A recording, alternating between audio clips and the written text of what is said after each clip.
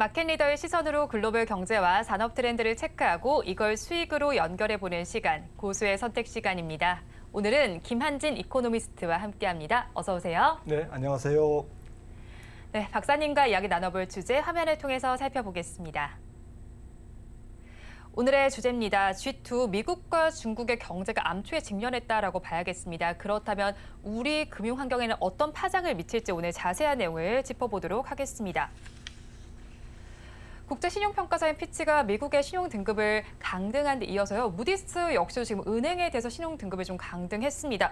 관련해서 사실 봤을 때 미국 연착륙 기대감이 높았었는데 이제 좀 그 기대감이 사그러들었다라고 봐야 할지 궁금하거든요. 박사님 의견 어떠실까요? 네, 역시 미국은 미국이다 이런 생각을 저는 느꼈는데요. 그러니까 3월 중순에 미국 지역은행 문제가 터졌지 않습니까? 네. 실리콘밸리 은행부터 시작해서.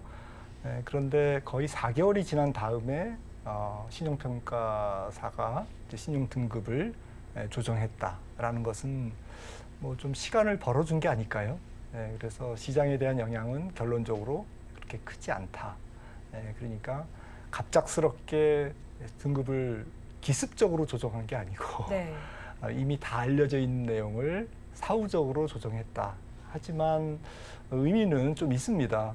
왜냐하면 뭐 보시는 것처럼 10곳을 하향 조정하고 6개 은행을 검토 대상으로 지정하고 11곳 은행을 부정적으로 전망을 다운그레이드 했잖아요. 네.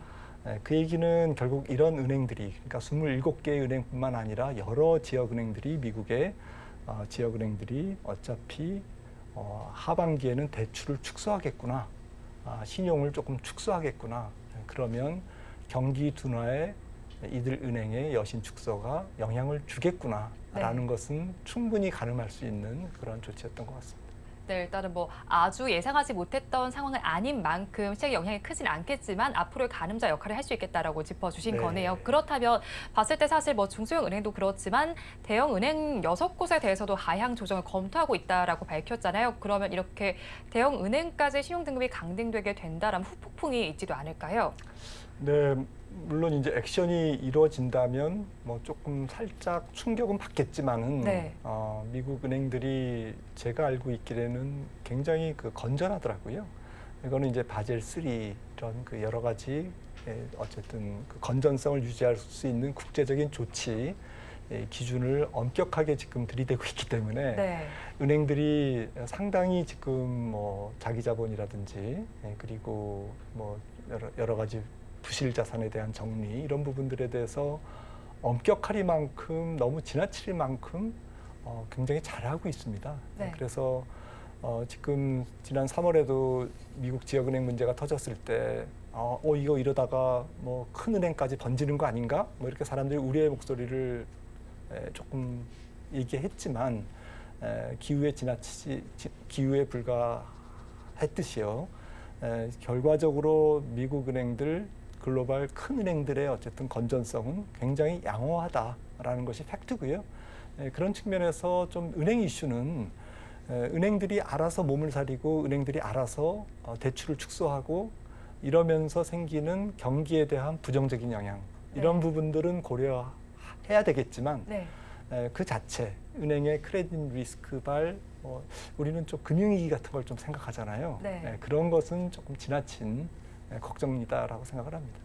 은행 위기 자체는 맞겠지만 뭐 네. 경제 전반에 큰 파장을 미치지는 않을 수도 네. 있겠네요. 네. 그렇다면 이제 무디스가 이제 미국 지역 은행에 대해서 신용 등급을 강등하게 되면서 미국 은행주들 전반적으로 하락세를 좀 보였었잖아요.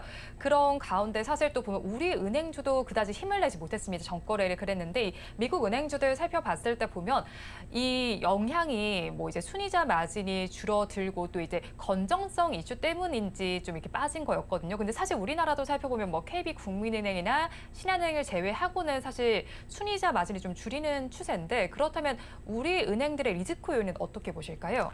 네, 뭐 글로벌 은행 전체적으로 어쨌든 조달 비용은 올라가고 있고요. 네. 지금 이제 금리가 올라가기 때문에 우리나라 은행들도 이제 은행채를 발행해서 자본을 조달해야 되지 않습니까? 그렇기 때문에 조달 비용은 올라가고 그리고 대출은 뭐 사실 은행 입장에서는 매출이잖아요. 매출이 줄 수밖에 없는. 그래서 순이자 마진 말씀하신 님이 지금 조금 축소되고 있는 네. 그러한 성향이 있는 게 우리나라뿐만 아니라 글로벌 은행들 전체적인 그러한 흐름이다라고 추세다 이렇게 생각을 하시면 될 것 같고요. 문제는 이제 은행들이 어쨌든 경기가 하반기에 좋다라고 보기는 어렵잖아요. 네. 서서히 조금 그 쿨다운되는 식는 과정인데 이런 과정에서 조금 아킬레스건이 있죠. 미국 같은 경우에는 상업용 부동산, 우리나라 같은 경우에는 특히 PF 문제, 프로젝트 파이낸스 문제인데 은행들은 다행히 PF의 노출도가 굉장히 낮습니다. 제2금융권이 높을 뿐이고요. 네.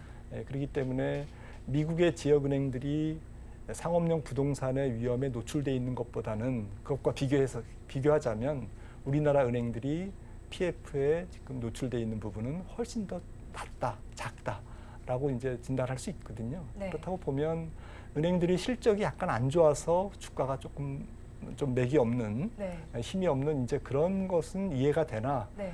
이걸 전체적으로 조금 확대 해석하는 것은 조금 지나친 좀 걱정이다라고 생각을 합니다. 네, 순이자 마진 축소 자체가 글로벌 전반적인 추세네요. 네. 그런 만큼 실적이 아니라 이런 분위기에 따라서 해석하는 것은 좀 확대 해석이라는 네. 관점을 제시해 주셨고요. 한편 또 지금 국제 신용평가사인 피치가 또 미국의 신용등급을 내린 건 이번에 2011년 이후 처음이잖아요. 뭐 신용평가사 자체가 내린 게 처음인데 당시에는 미국의 신용등급이 강등되면서 증시에 여파를 미쳤고 우리 증시까지도 그 영향이 왔었잖아요. 그런데 어제 사실 우리 증시는 오히려 올랐고 오늘도 보합권 내에서 다른 모습을 좀 보여주고 있거든요. 그렇다면 그때와 지금 우리 증시가 이렇게 다른 모습을 보이는 배경은 뭘까요? 네, 뭐 기억하시겠지만 2011년 뭐 그때 주가는 많이 빠졌죠. 네. S&P 500이 거의 20% 가까이 빠졌는데 그때는 이제 8월 2일 날 신용등급, 8월 5일 날 신용등급 강등이 있었는데 네. 그 전후로 주가가 많이 빠졌습니다. 네. 그 전후에 어떤 일이 있었는지 한번 되짚어 보면 사실은 채무 불이행이 굉장히 오래 끌었어요. 네. 오래 끌었고 그 당시에 2011년에 좀 유럽에서 여러 가지 조금 어수선한 일들이 있었습니다. 네. 약간 유럽 국가들의 재정 위기 이런 것들도 지금 불거지기 시작한 시점이 2011년이었고요. 동아시아 대지진도 있었고 이런 측면에서 지금 매크로 환경은 지금이라는 건 좀 비교하기 어렵다라는 것이 네. 이제 첫 번째고요.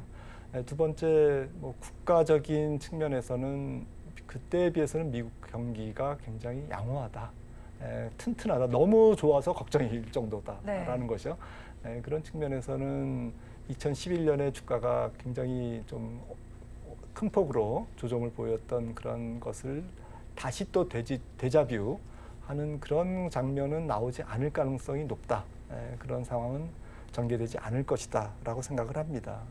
네, 그렇죠. 이제 2011년과 지금은 거시 환경 자체가 좀 다른 만큼 예전과 같은 상황이 되풀이되지 않을 것이다라고 짚어주셨고요. 또 한편 또 연준의 연내 금리 인상의 중요한 좀 단추가 될 수 있는 부분이죠. CPI와 PPI 발표가 예정이 되어 있습니다. CPI는 오늘 밤 9시 30분에 발표가 될 거고 PPI는 그 다음 날에 발표가 될 예정인데 이 부분에 대해서는 어떻게 전망을 하실까요? 네, PPI도 뭐 오늘 밤 당장 CPI가 나올 예정입니다만 뭐 결론부터 말씀드리면 시장에서는 큰 영향은 없을 거다라고 생각을 합니다. 뭐 정말 네.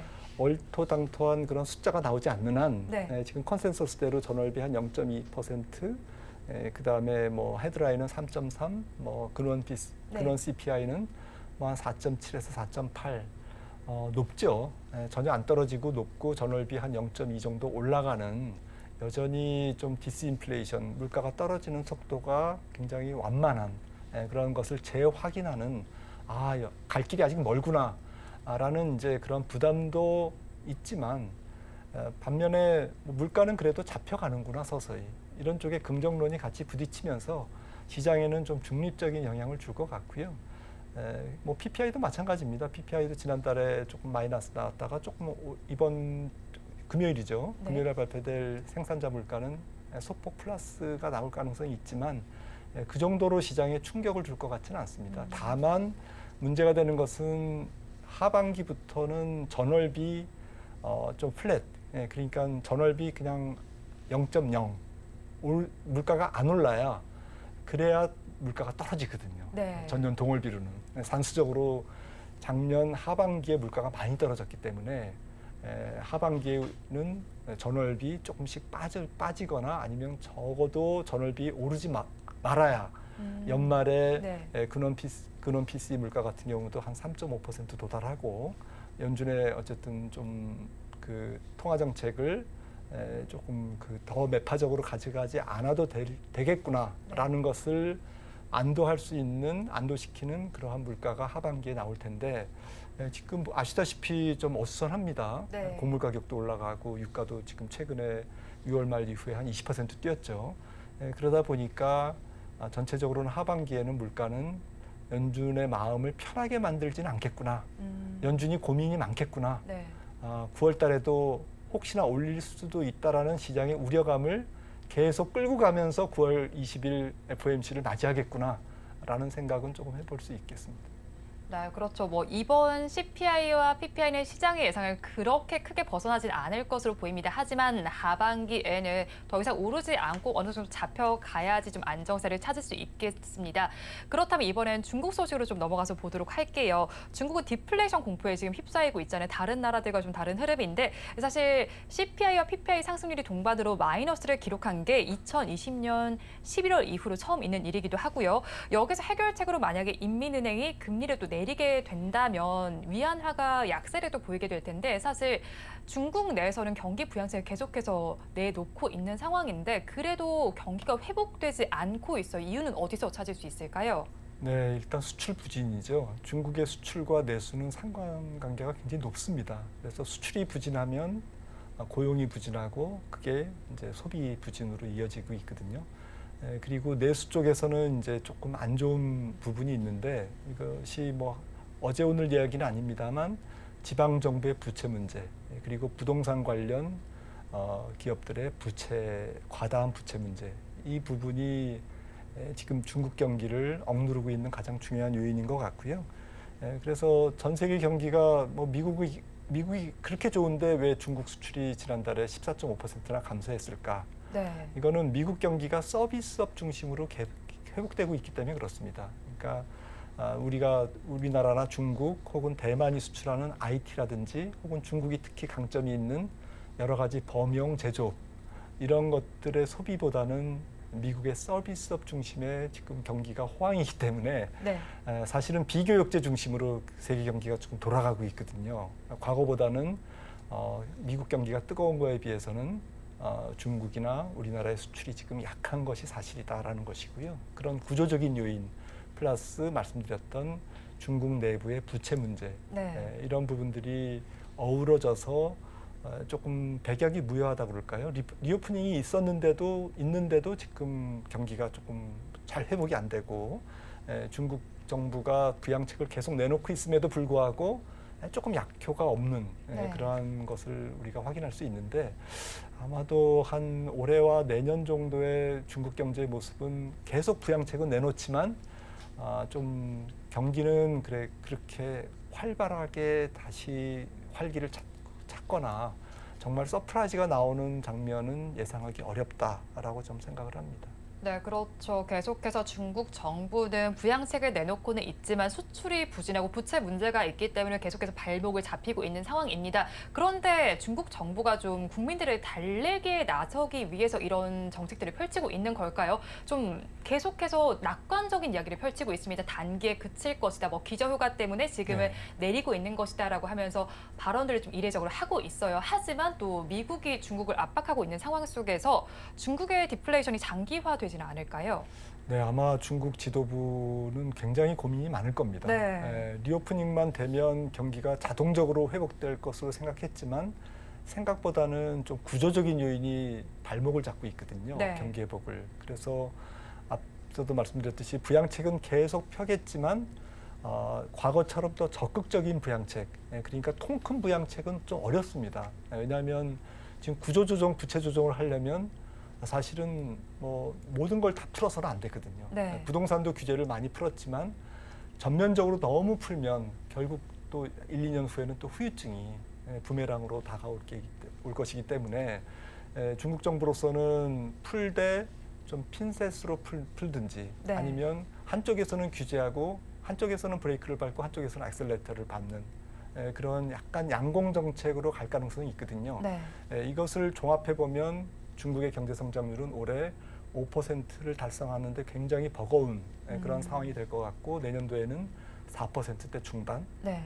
조금 상당히 조금 낮은 성장률, 중국 입장으로 보면 다른 나라에 비하면 높지만 네. 한 4.4에서 4.5 정도를 맞추기 굉장히 버거운 그러한 힘든 과정이 올해와 내년의 중국 경제의 모습이 아닐까 생각을 합니다. 네, 중국도 뭐 부양책을 내놓고는 있지만 생각처럼 흘러가지는 네. 않는 것 같아요. 뭐 5% 경제 성장률 올해는 달성하기 힘들 것이고 내년엔 오히려 그것보다 낮은 4% 중반대 경제 성장률이 나올 것으로 보입니다.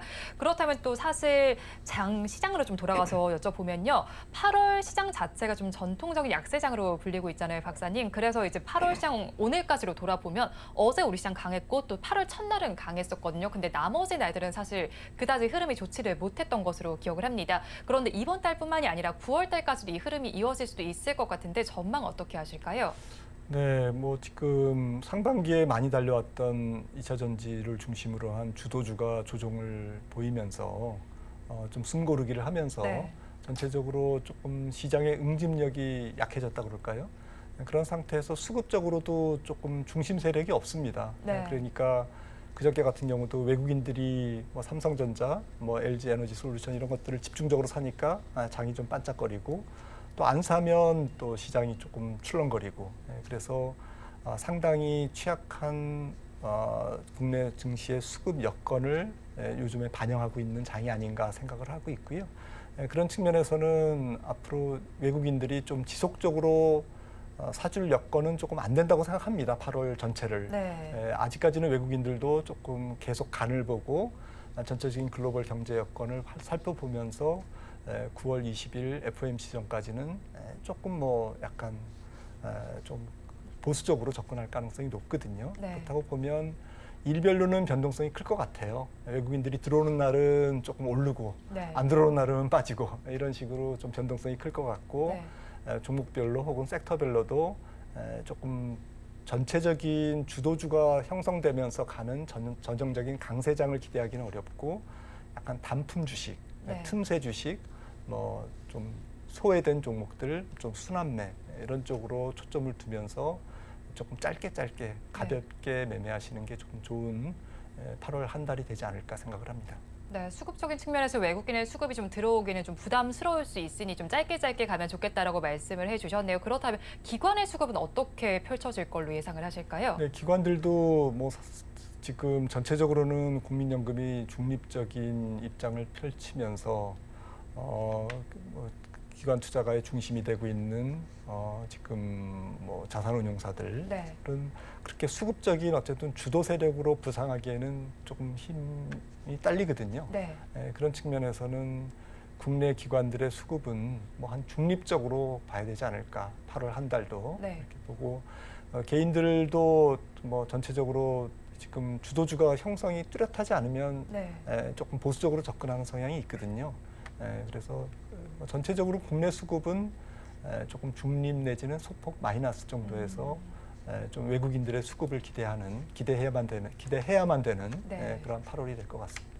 네, 기관의 수급도 중립 정도로 예상이 되고 있고 개인 투자자들도 주도주가 나오지 않는 이상 사실 지갑을 좀 열기가 어려울 것 같습니다. 그렇다면 8월 한 달 동안 좀 관심을 확대해 볼 만한 섹터는 어떤 곳이 있을지 투자 전략은 저희가 어떻게 가져가야 할까요? 네, 국내뿐만 아니라 전 세계적으로 보면 성장주의 시대인 것 같습니다. 네. 근데 성장주가 이제 조금 8월에 다시 재도약하기에는 시장 체력이 약하니까 전체적으로 지수를 끌어올리는 성장주보다는 뭐 말씀드렸던 틈새 성장주, 네. 뭐 스마트한 성장주, 개별 성장주, 그러니까 뭐 방산이라든지 신재생이라든지 뭐 엔터라든지 네. 또 AI라든지 뭐 IT 쪽에서 조금 수주가 느는 그러한 똘똘한 IT 종목이라든지 혹은 무역주라든지 원화가 지금 약세니까요.